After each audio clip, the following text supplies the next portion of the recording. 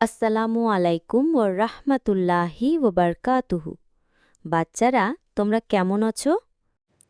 ওয়ালাইকুম আসসালাম ওয়া রাহমাতুল্লাহি ওয়া বারাকাতুহু।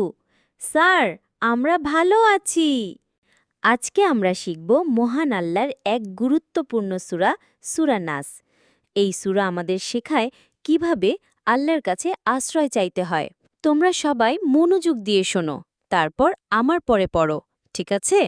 জি স্যার, আমরা প্রস্তুত। বিসমিল্লাহির রহমানির রহিম। কুল আউযু বিরাব্বিন নাস। বিসমিল্লাহির রহমানির রহিম। কুল আউযু বিরাব্বিন নাস। বলো, আমি আশ্রয় চাই মানুষের প্রতিপালকের। মালিকিন নাস। মালিকিন নাস, মানুষের মালিকের। ইলাহিন নাস।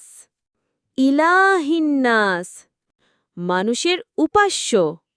মিন শাররিল ওয়াসওয়াসিল খান্নাস।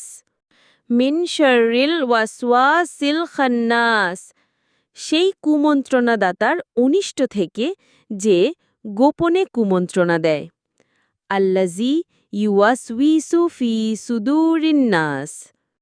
আল্লাজি ইউওয়াসউইসু ফি সুদুরিন নাস, যে কুমন্ত্রণা দেয় মানুষের অন্তরে।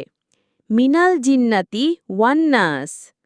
মিনাল জিন্নাতি ওয়ান্নাস, জিন এবং মানুষের মধ্য থেকে। আলহামদুলিল্লাহ, আজ আমরা সবাই মিলে সূরা নাস শিখেছি।